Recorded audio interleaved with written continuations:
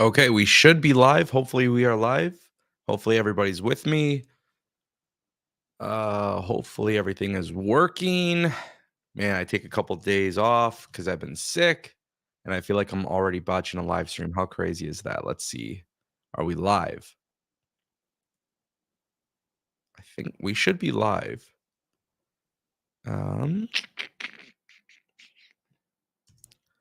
Let's see. My apologies, guys, if we're not live yet. We are live. Okay, perfect. Yeah. Hey, y'all, I appreciate it that you guys stopped by.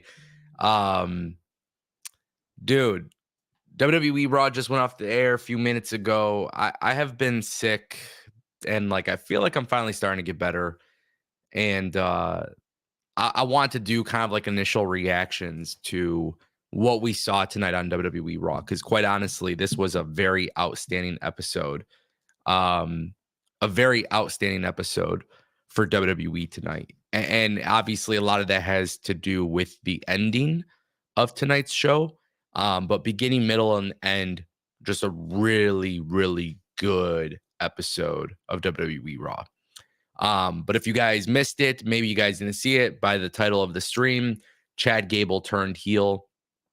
And holy shit, we just got to give him props where it's due because, I think it's really easy to fantasy book and it's really easy to predict certain things, right? And obviously we have this notion that maybe Chad Gable would turn heel. It makes sense. He keeps coming up short. There's a storyline that's being developed, and it just makes a lot of sense that WWE would go that route. So then he has this classic match in the main event against Sami Zayn. And holy shit, dude. Holy shit. Not only was it a fantastic match, but then you got Sami, celebrating with him. They're praising each other. And you could tell there's a little bit of frustration with Chad Gable, but you don't necessarily see in the shot Chad Gable's going to turn, which is why this was actually really well done. The camera cuts here were really good because Chad Gable goes and he kisses his father, his wife, and the camera, again, is not focused on Chad Gable. Chad Gable grabs him for the German suplex, and he cements his heel turn. Holy shit. Like, we need to have a conversation about that because you think the show's over.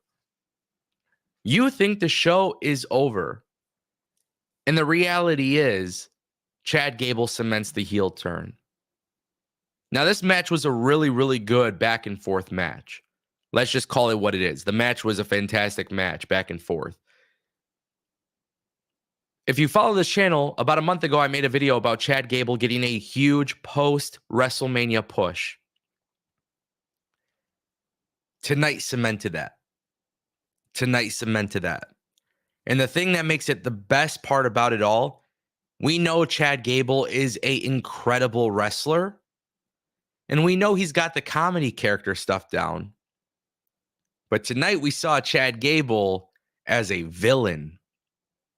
And to me, that means far more than anything. But this is why I tell people to be patient. Big Hero Chris is in the chat. Perk Gable. Dude absolutely snapped. Absolutely snapped. And now we are getting this fantastic character arc. I'm sorry, guys, but it doesn't get better than that. You want to know how you get invested in characters? The way to get invested in characters is exactly what WWE did tonight. What you do is you give them an opportunity to have a great match, and then when it matters the most, in Montreal, the hometown for Sami Zayn, you turn him heel in a way. Guys, it's the way that they've been building up to this, where it just makes for some really good content. For those visiting us in the stream today, Billy is actually sick as well. Dude, I don't know what the hell is going on in Michigan, but like we're all getting sick. So obviously Billy couldn't join us tonight for the stream. Honestly, I really didn't know if I was going to be able to stream tonight just because I'm getting over my sickness and I'm just feeling a little fatigued, but I loved Raw so much tonight that I was like, listen, I got to at least talk about it just a little bit. But when Billy feels better and we're like 100% ready to go, obviously he'll be back on. You guys already know that. If you guys want to support the channel, you don't have to, but if you want to, you could drop a super chat. It does guarantee that your questions and comments do get read. You don't have to, but definitely feel like, if you're interested, feel like you want to help out, go ahead and drop one, and I will read it. But yeah, man, dude, this is so freaking crazy. So crazy. We go from WrestleMania to Raw after WrestleMania. And just one thing that I have to give credit to Triple H and the WWE today, and this is something I genuinely mean. I genuinely believe that WWE and their overall view on booking is making things long and slow. And for a lot of people, they complain maybe they don't have the patience or the attention span. But it's actually the one thing that's making WWE programming good. Not good, actually. This is great stuff. A lot of things happened on Raw today, so we'll definitely talk about it. But this is just, I really couldn't believe how perfectly executed it was. The image of Chad Gable doing the ankle lock on top of the turnbuckle was just absolutely mind-boggling. Just mind-boggling. And, again, it's just credit given where credit is due. They executed this in ways that I don't know if it would have been that good. I don't know if I expected it to be this freaking good.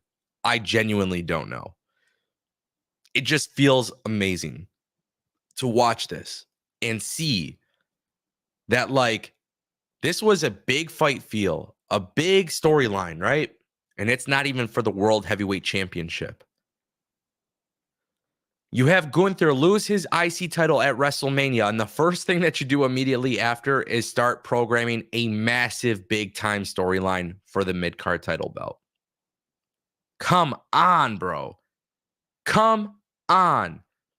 This is absolutely insane. Absolutely insane.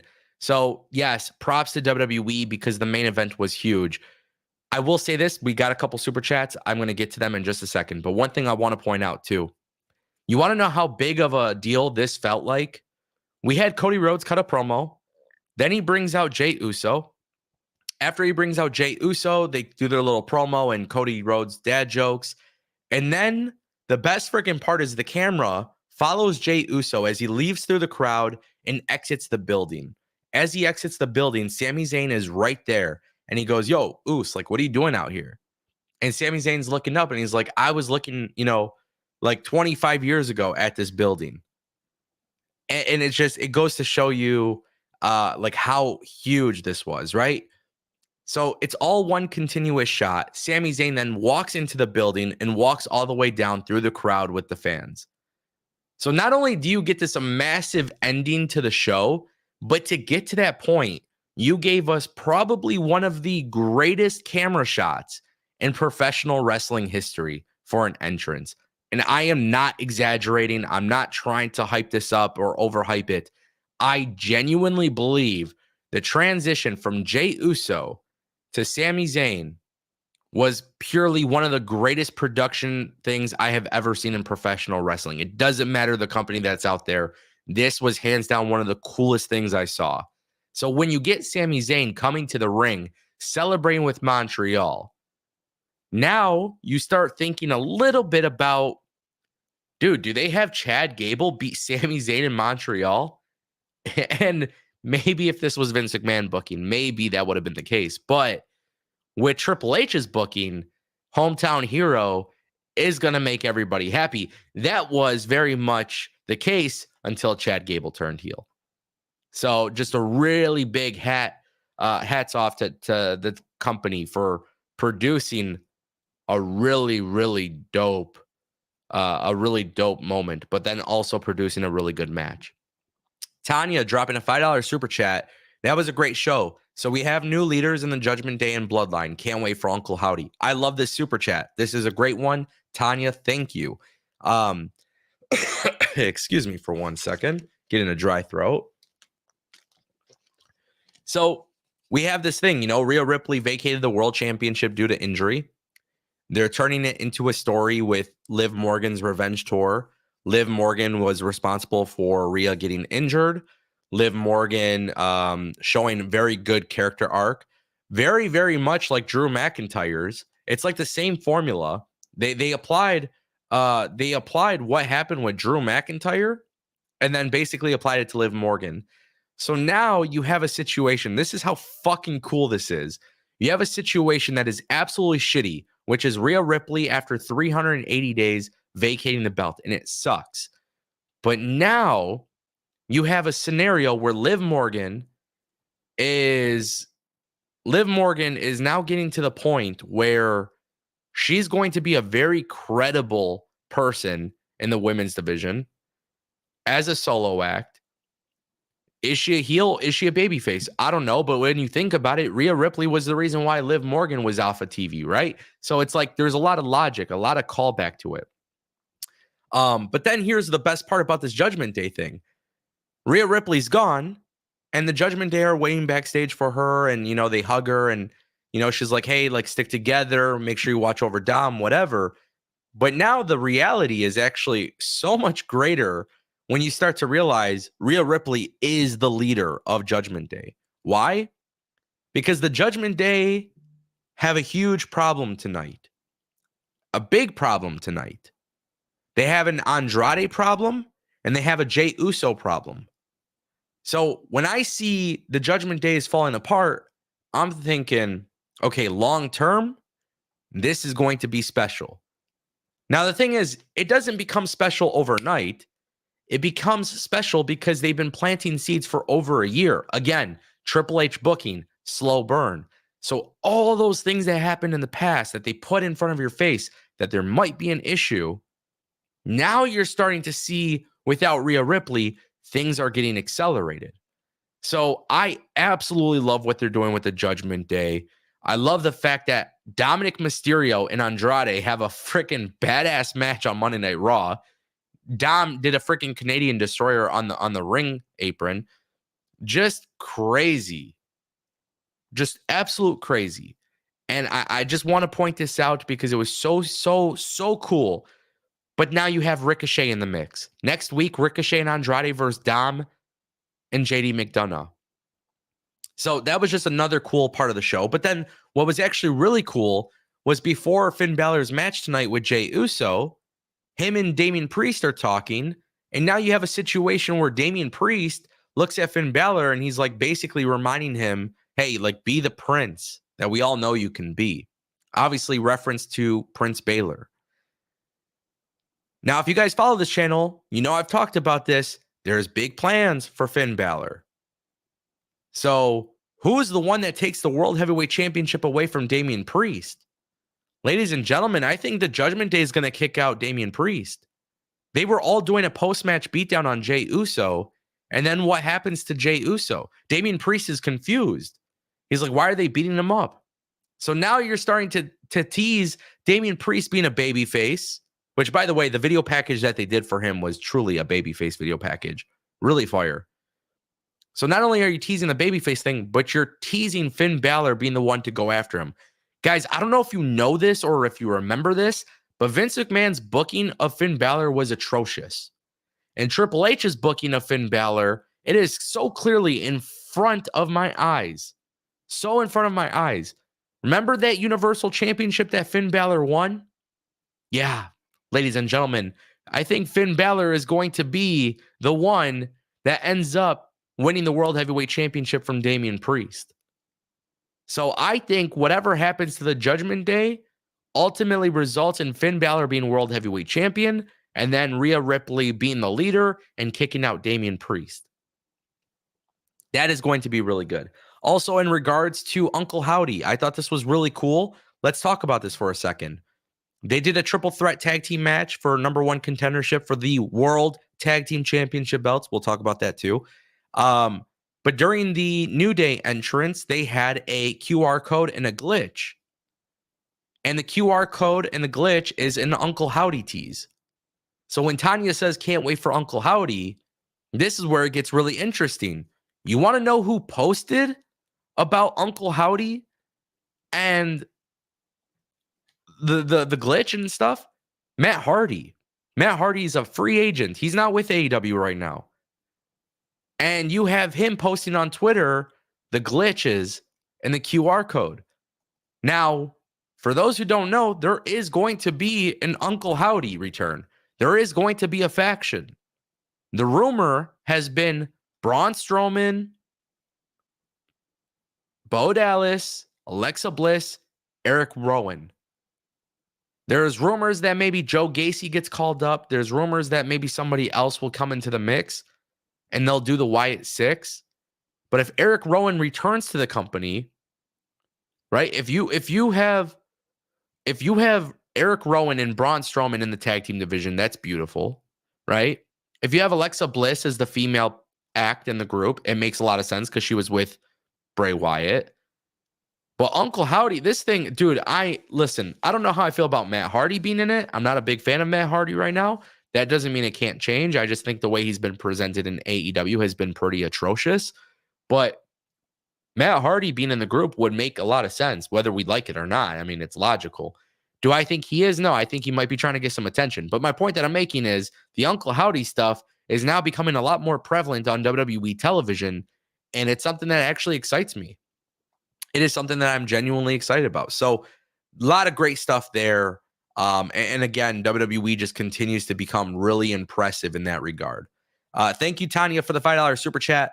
Wrestling is art. Extending the membership for 2 months. Perk Gable era. I would have Gable beat Sammy at Backlash. I don't know if I do it at Backlash. However, what I will say, and I really want to throw this out there. I retweeted it. I see people talking about it. You know, the Creed brothers are on main roster.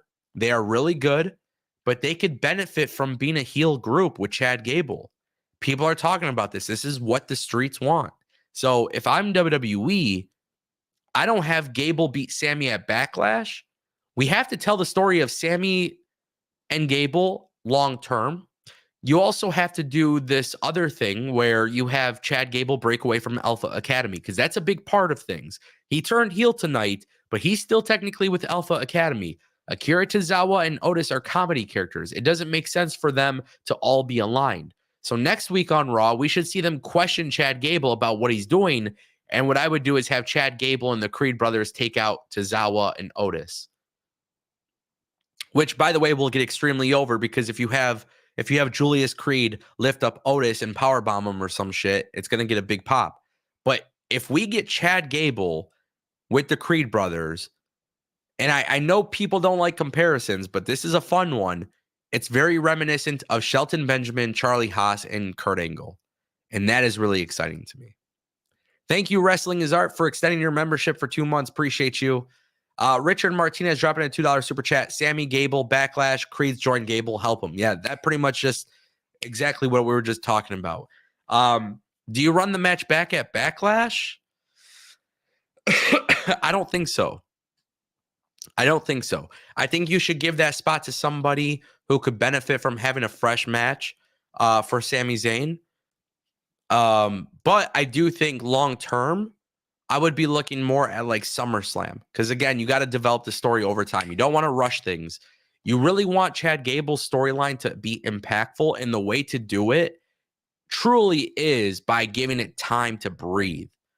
So if you do it weekly, telling the story every single week, eventually when the Creeds join him, if that were to happen, and they're responsible for helping Chad Gable, dude, what a freaking heel turn that would be.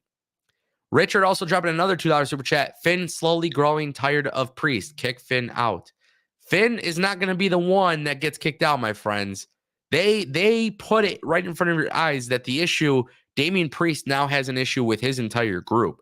They were beating up Jey Uso, and Damian Priest, who got this really big babyface video package, is now looking at these guys, and he's like trying to figure out why they're attacking Jey as they're going face to face before Backlash.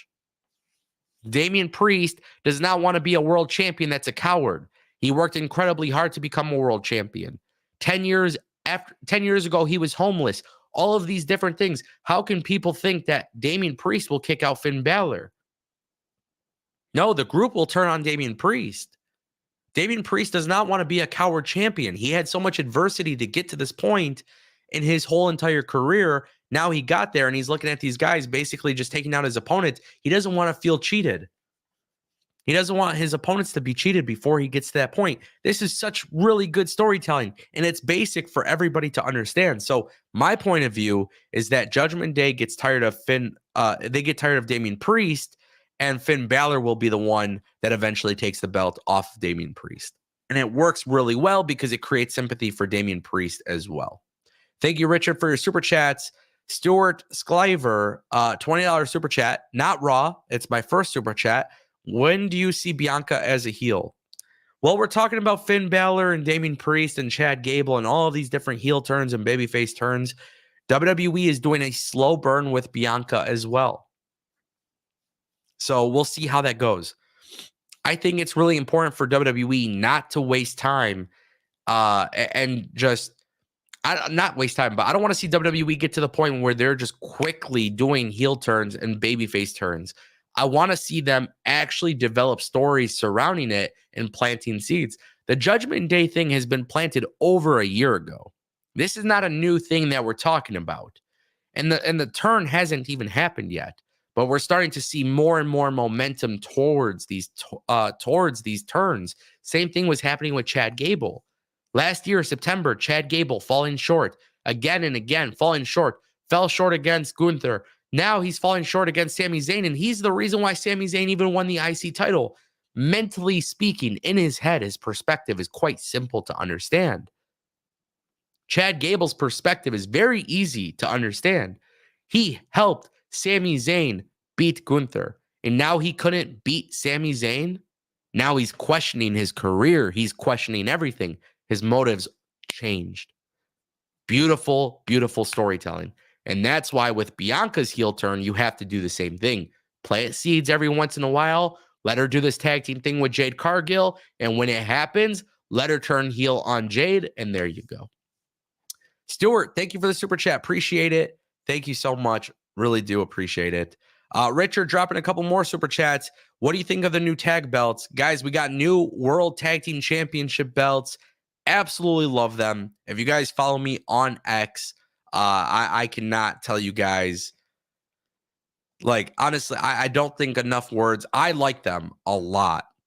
Now, before WWE split up the tag titles, before Triple H came into power, full time, just remember when Triple H took over WWE the first time, I made a video about them doing new championships. And I specifically said World Tag Team Championships, WWE Tag Team Championships. Before anybody reported anything, I said, get ready. At some point, it will happen in the future. WWE wants to get back to that point.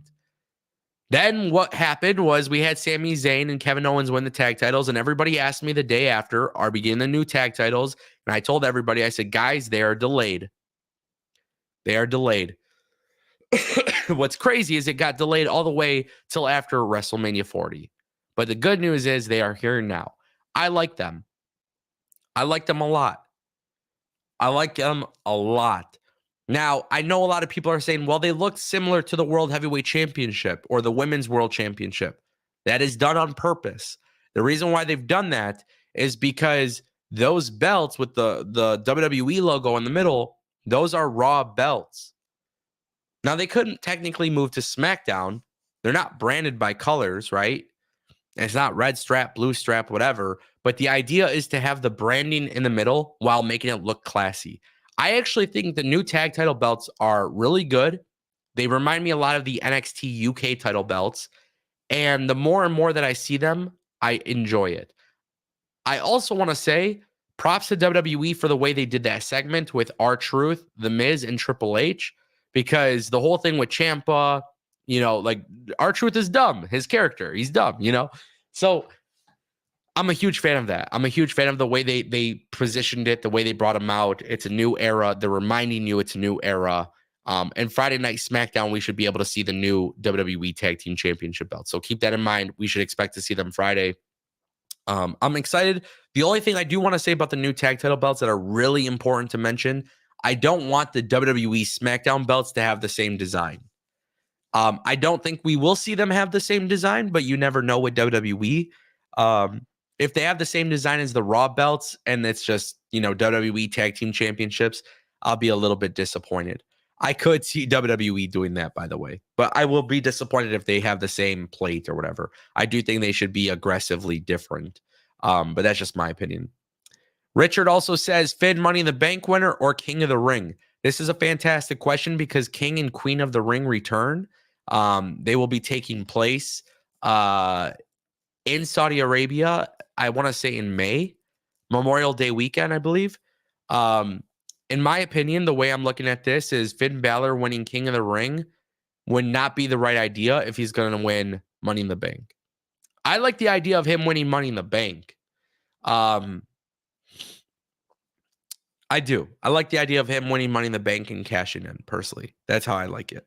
But I think also, like, for King of the Ring, I would love King of the Ring to basically maybe give that spot to Chad Gable. Maybe that's what you do. Maybe you have Chad Gable win King of the Ring and he gets to go after the IC title again.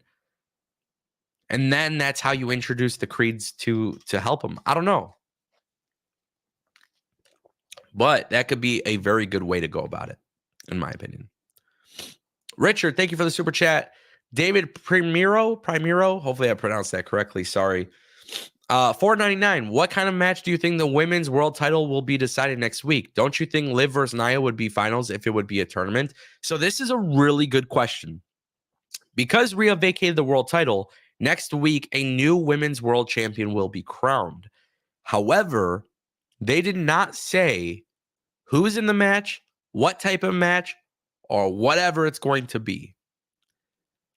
I actually want WWE to do a championship scramble match for the Women's World Championship.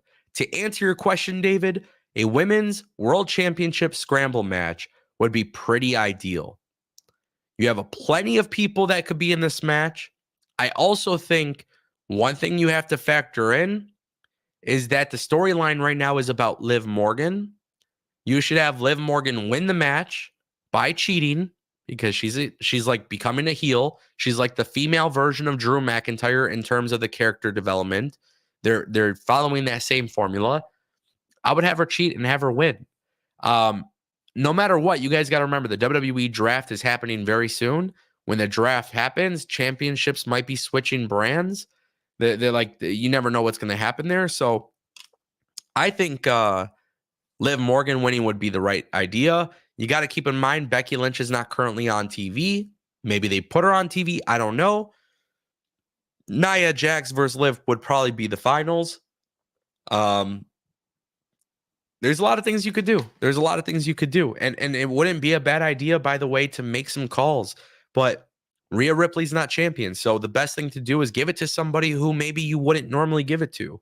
Give it to somebody who maybe hasn't been given the ball to run with and see what they do.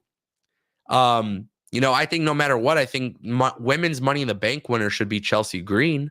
So I don't think Chelsea Green should be holding Money in the Bank briefcase forever, but it would be nice for Chelsea Green to win Money in the Bank and cash in on somebody. Could be really good if it was Liv Morgan, so we'll see. Who knows? You never know what they do. They didn't announce anything. When they do announce something, I'll talk about it on my channel, but I do look forward to that. Give me 1 second.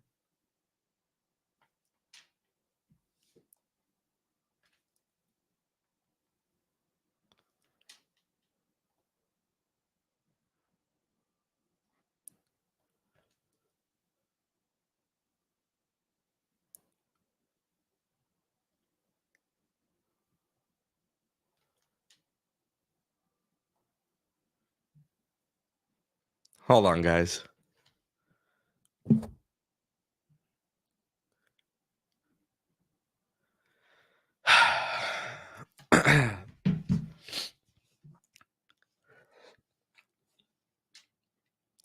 Sorry about that. Oh. Anyways, yeah, I forgot what I was saying. I lost train of thought. My apologies. Anyways, yeah, we'll just keep it moving. David, thank you for the super chat. I appreciate you, bro.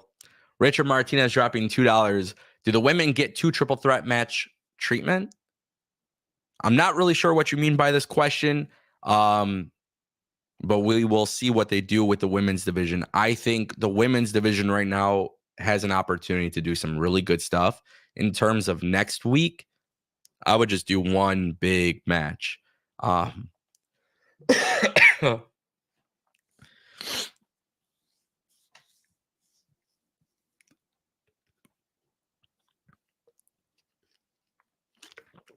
would do one big match next week for the women's world championship. Give me 1 second. I got one big women's championship next week. Scramble match. Give it to Liv Morgan and just move on. Right? I think that's the best way to go about it. Tanya dropping a $2 super chat. Love Cody. Do you think LA Knight wins on Friday? No, I don't. I think LA Knight absolutely loses on Friday. I think he absolutely loses. I think AJ is a heel. He's going to cheat.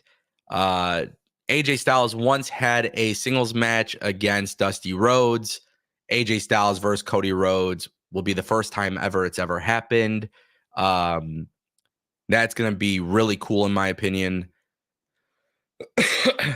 Plus, LA Knight got his WrestleMania moment. He beat AJ Styles. AJ Styles could beat LA Knight on Friday. I also love Cody. Cody and his dad jokes is a little corny, but at the end of the day, they were absolutely on fire with the crowd. Montreal was insane. Cody is going to be a really good champion. He did mention something tonight too, which I found fascinating, which was the thing with The Rock. You know, we will probably bleed together. That was just something I really, really liked. And yeah, just a really cool segment. LA Knight versus Cody doesn't make sense. LA Knight's a baby face. AJ Styles versus Cody is perfect. And the best part is AJ Styles could afford the loss. It's not a big deal. There's also a developing storyline there. So yeah, just kind of keep that in mind. We'll see what happens. Appreciate the super chat, Tanya. Thank you so much. Richard dropping 2 more super chats. $2. I'd rather Becky, Shayna, Liv, Nia in a fatal 4-way.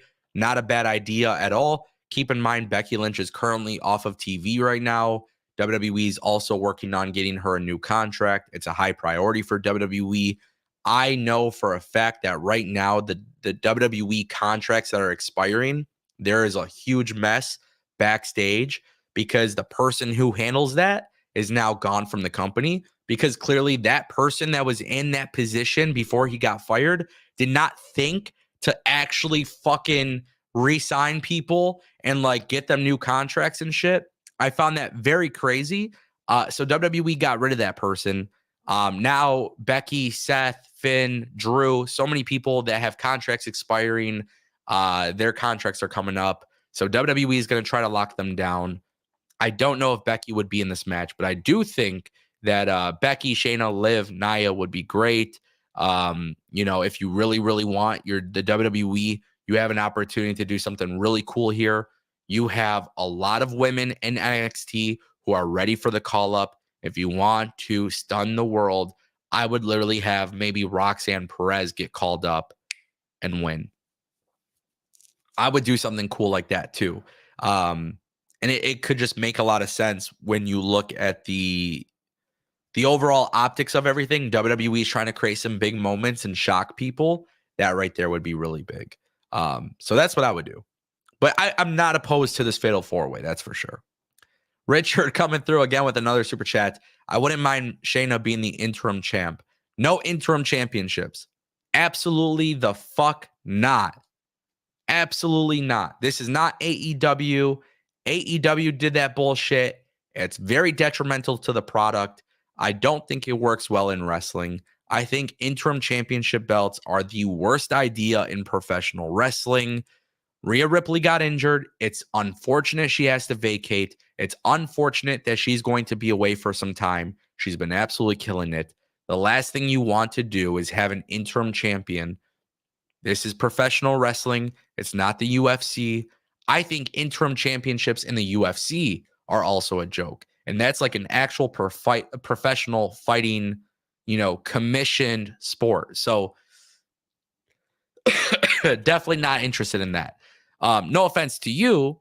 I understand the idea, but you might as well just have Shayna win the belt. You know what I'm saying? WWE has a lot of opportunities to do something cool here, though. That's for sure.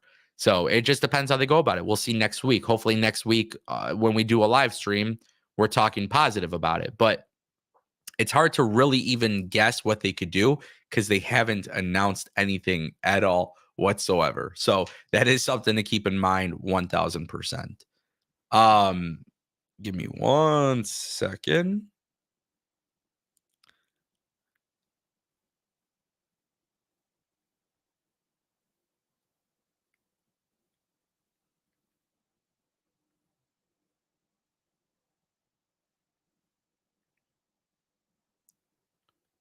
Sorry, I was responding to something very important. But yeah, a lot of cool options. Richard coming through again with another super chat. Becky is the safe option, but Shayna deserves it. Absolutely true. Becky is definitely the safe option. She just lost at WrestleMania, but she is the safe option. There's a lot of ways to go about it. There's just a lot of ways to go about it. I mean, we could sit here until we're blue in the face and discuss different ways they could go about it. But it's hard to even get an idea of what it could be because I mean, I'm gonna just be honest with you guys. Like the when you don't announce anything for the next week, you're pretty much sitting there wondering, like, okay, what are they gonna do? And honestly, when WWE announced it for next week instead of Backlash, I kind of felt like it was a premature decision because you're better off just doing a tournament or doing something at Backlash in France to crown the new champion. But WWE already has plans for Backlash, and it looks like that's the reason why it's not being done at Backlash. So yeah, I think Becky is definitely the safe option. It's hard for me to speculate considering they didn't really tell us what's going to happen next week, but it is something that we need to be mindful of. Thank you again, Richard. Thank you, Tanya. Thank you all for the super chats. Tanya just dropped another one. Did you see Sheamus? Glad he is back. Yeah, actually, I want to talk about this because I actually like the idea of Sheamus going after the Intercontinental Championship. Sheamus and Ivar had a badass match on Raw. Sheamus came back since last time we seen him was last year, August, with his match with Edge, aka Adam Copeland. And for me personally, the way that I look at this is Sheamus needs the IC title at some point before he retires or leaves WWE, right? He has a badass match with Ivar. The mid card on WWE Raw is absolutely great. I'm now looking at Sheamus as somebody who should have a match with Sami Zayn for the belt.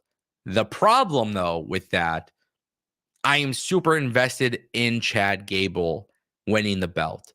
So I'm starting to get the impression that Chad Gable will actually go and get moved away from Sami Zayn in the draft, which could lead Chad Gable to potentially going after the US title instead, maybe. I don't know. But I do want Sheamus in the mix. Sheamus is great. He looked awesome. Just like absolutely a stud in the ring. You could barely tell there was any rust. And Ivar is just a freaking dude. This guy is so good. So, like, I've gotten to the point where I love watching the mid card on WWE Raw. And more specifically, I love the fact that all of these guys care about winning a title because not long ago, we were watching WWE where nobody gave a shit about the mid card title belts. Nobody cared about the mid card title belts. So that is something that you got to be mindful of. That is definitely something to mention. I know the chat's bringing it up as well. You guys brought up Sheamus's old music was his theme song today. Jim Johnston, you guys saw on my last stream, I talked about this shit. I said, yo, what did I say? I said WWE theme music sucks. Def Rebel is ass. All this great stuff happening in WWE television, all of this great stuff that is happening. I am not I'm not a fan of the new theme songs for people. Sheamus went back to his old theme song. So cool. So cool. Sheamus is a stud, man. And I'm look. I look at Sheamus and Gunther and Drew as like amazing matchups for a world title. So many people are convincing. They're convincing me right now, crazy, bro. They're convincing the frick out of me that they could be a world champion. Sheamus shouldn't be catapulted right away, but if you don't give him the IC title at some point in this year, give Sheamus an opportunity at the world title, even if it's a shorter reign. Maybe make Sheamus Money in the Bank, Mr. Money in the Bank. That's how I look at it. But yeah, I'm very glad he's back. Obviously, WWE has just been they're not lacking star power. They're not lacking anything. But when you see people come back on television after an injury and you just see like they never lost a step and they're bad injuries, like you just want to see these guys win, man. You want to see something happen. And right now, WWE's just got so many people I want to see them win. It kind of becomes an issue, right? But I think we'll be fine. I think WWE has a lot of good stuff happening. We'll get to that point when it happens. But yeah, definitely glad with Sheamus being back. The match between him and Ivar was awesome.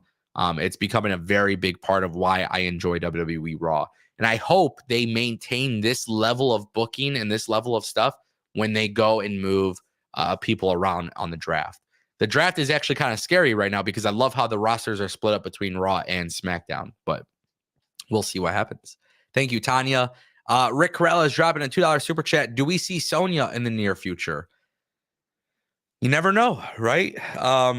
In terms of rumors and stuff like that, I haven't seen anything about her coming back just yet. I know this past year she got married, and obviously she's kind of been spending time away, but the women's division could benefit from Sonya Deville. Who knows what they do, right? Like, who knows at this point? I think there's a lot of stuff they can do with her. Right now, when you look at the women's division between Raw and SmackDown, it's unbalanced for sure. It's unbalanced for sure. The women's roster on Raw they're doing a good job with the booking, but in terms of like a balance, definitely SmackDown has it more in their favor. So I do think we see Sonya in the near future, but you never really know at all, really. So it's hard to say, but yeah. Thank you, Rick Krells. Appreciate it. A lot of good stuff in the chat. I know you guys are dropping super chats. It guarantees that your questions will be read, your comments will be read. But I did want to I did want to throw up something I saw in the chat because I thought this was great. Where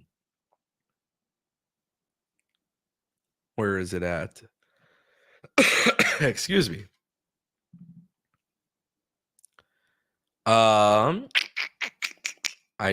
The chat moves so fast, and we're also streaming live on X, so it's kind of hard to find it. Just give me 1 second.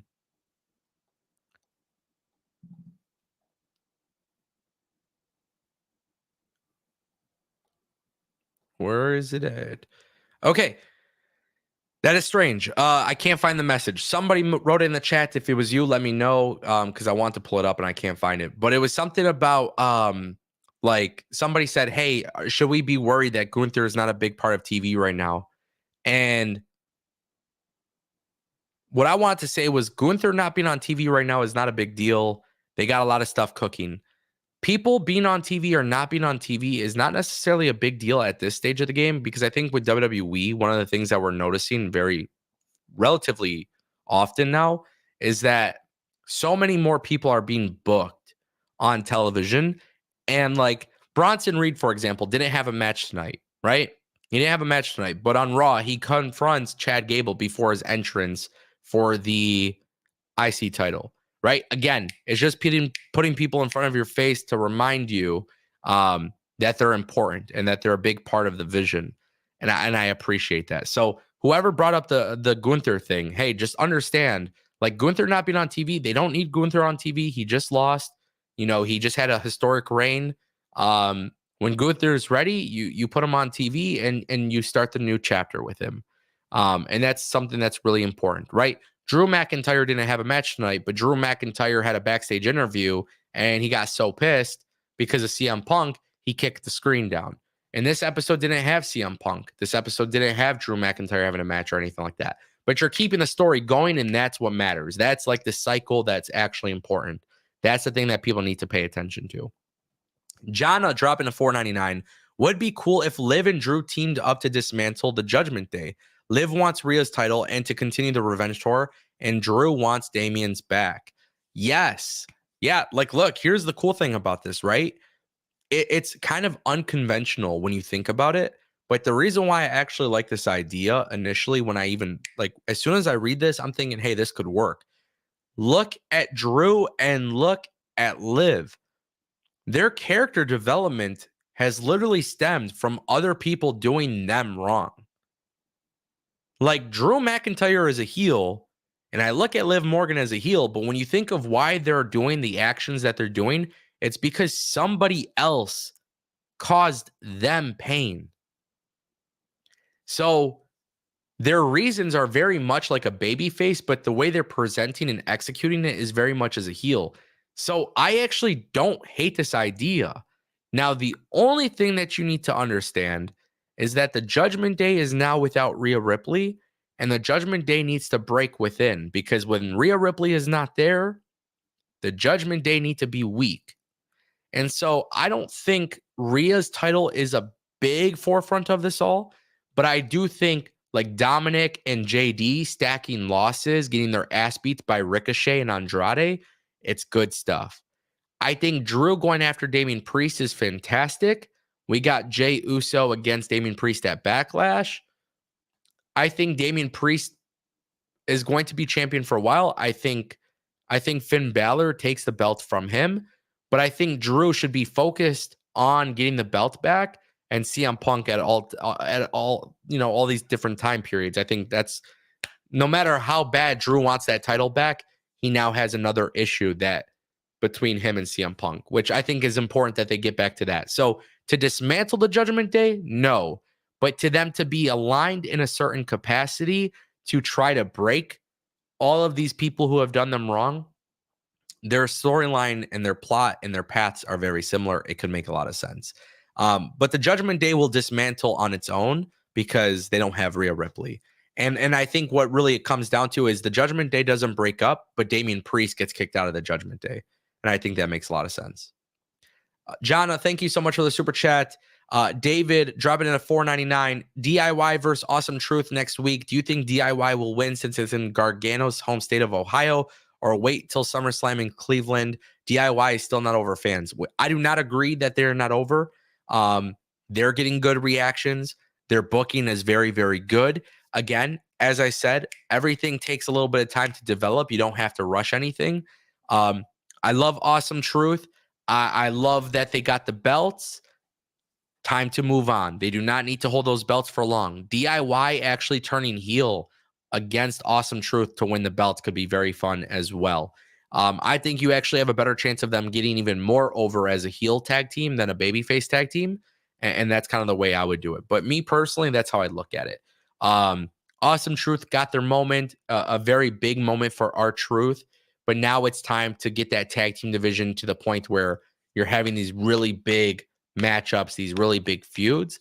And I think the best way to do that is to give it to DIY.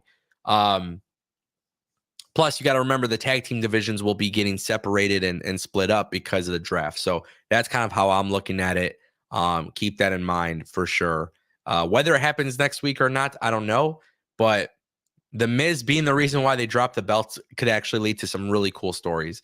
But yeah, I'm excited. I'm very much in the, hey, give it time, let things play out. Triple H has earned that from me. They've definitely earned that from me. Thank you, Dave, for the super chat. Guys, the last thing I want to talk about in tonight's stream before we go, really, really important that I bring this up. Jey Uso did his interview tonight, and they asked him about his reaction to Tama Tonga. They asked him about his reaction to Jimmy getting his ass beat, and he basically said, like, he told Jimmy to come with him, you know? And, like, he can't be focused on all that stuff right now. Jey Uso is going to lose to Damian Priest. Tama Tonga and Solo Sikoa are taking him out, and Jimmy and Jay will find themselves together reuniting as baby faces with Roman Reigns. And you're going to see the two bloodline storyline happen just as I've predicted long ago. Get excited, get ready, because WWE is putting things in front of your face, and some people don't realize it. Some people do, but not everybody realizes it. And these are things that I have been talking about for months and months and months. So, ladies and gentlemen, get excited. Right now, WWE is killing it. We're at a stage in the game where WWE is super consistent with their booking. And like I said, I don't feel 100%, but I really want to stream and talk about it because that's how good this episode was. So props where props is due.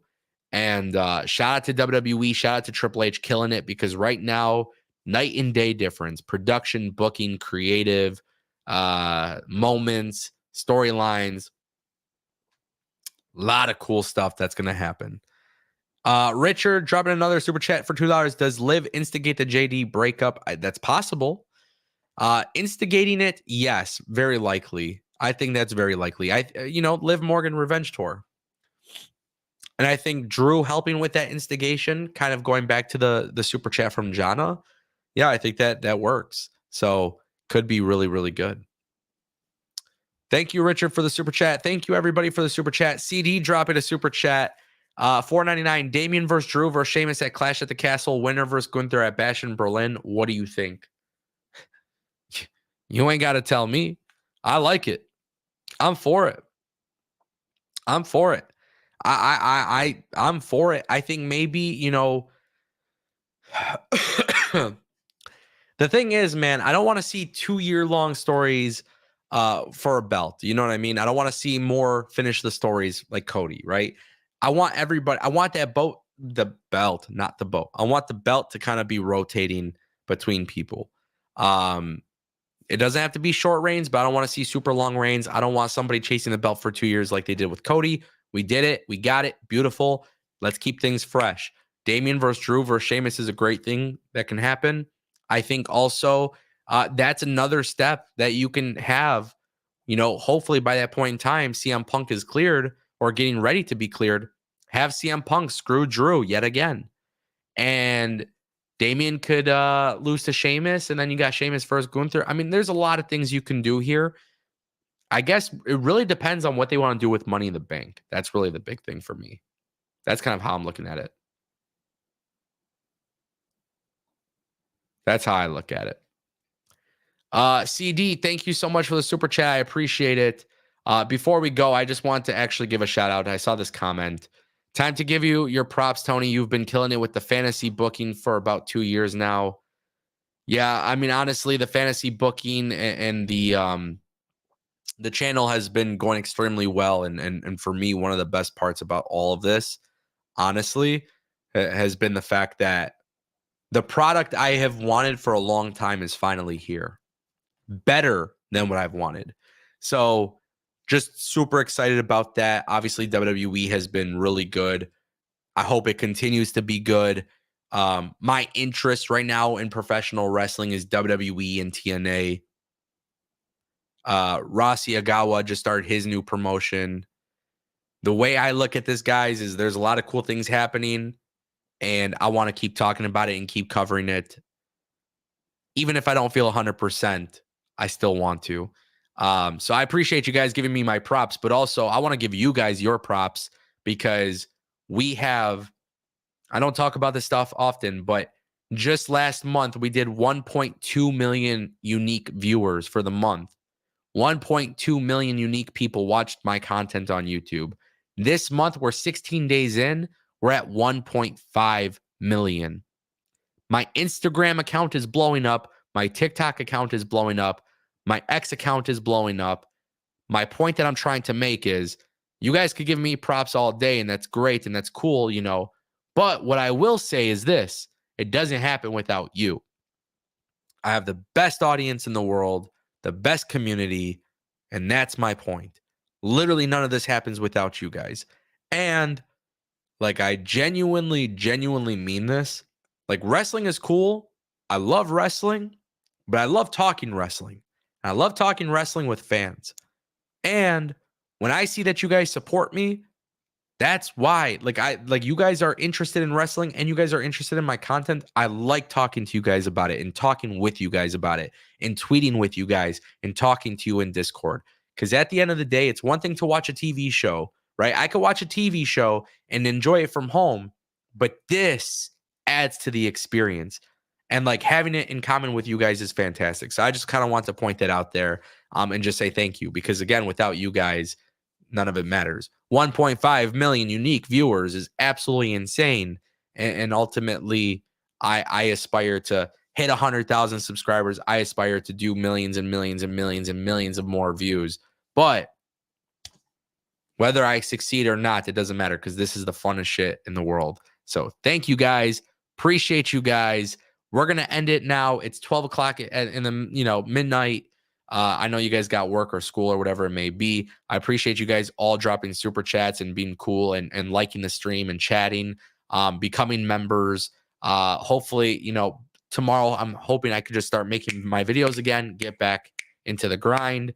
And stay tuned. Obviously, we have a big, big, big month ahead of us. So the grind really begins now. With that being said, ladies and gentlemen, I will see you guys next time. Have a wonderful night. If you're not in Discord, check out the link down below. If you're watching live on X, appreciate you as well. With that being said, I'll see you guys next time.